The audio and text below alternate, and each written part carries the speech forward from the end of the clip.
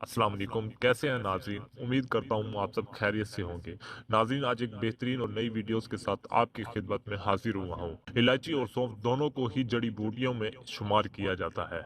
सौंफ और इलायची के इस्तेमाल से इंसानी मजमूई सेहत समेत खूबसूरती पर भी बेशुमार फवाइद मुरतब होते हैं। सौंफ और इलायची हर घर में मौजूद होती है। इन्हें खानों समेत चाय या कहवा बनाने के लिए भी इस्तेमाल किया जाता है।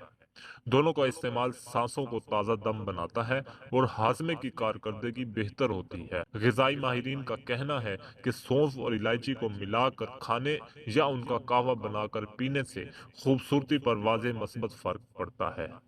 सौंफ और इलायची के इस्तेमाल से मैदे और जिगर की गर्मी और तेज़ाबियत कम होती है और जिल्द साफ शफाफ इकनी कील मुहासों से पाक होती है, जबकि रंगत में वाज़ेह निखार आता है। दोनों के कुदरती अज्जा होने के सबब इनके इस्तेमाल से सेहत पर किसी भी किस्म का कोई मनफी असर भी नहीं पड़ता। ग़िज़ाई माहिरीन के मुताबिक जहाँ सौंफ के खूबसूरती पर बेशुमार फ़वाइद हासिल होते हैं, वहीं ये सेहत के लिए भी निहायत मुफीद है।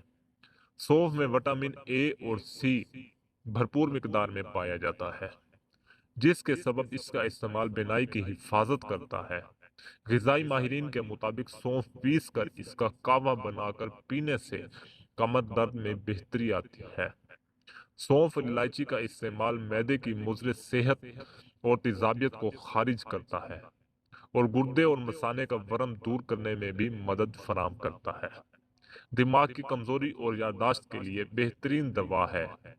तिबी माहिरीन के मुताबिक सौंफ और इलायची में फीमेल हार्मोन एस्ट्रोजन की मुतवाज़िन अफजाइश की भी खासियत पाई जाती है। सौंफ और इलायची का इस्तेमाल खवातीन के लिए इंतहाई मुफीद करार दिया जाता है। इसके इस्तेमाल से दूध की मिकदार भी बढ़ती है। सौंफ के कुछ मिकदार चबाने से बैठी हुई आवाज़ भी ठीक हो जाती है। पीसी हुई इलायची और सौंफ का सफूफ ठंडे पानी के साथ फांकने से बुखार और बदहजमी के दौरान होने वाली मतली की रोकथाम में मदद फराम करता है।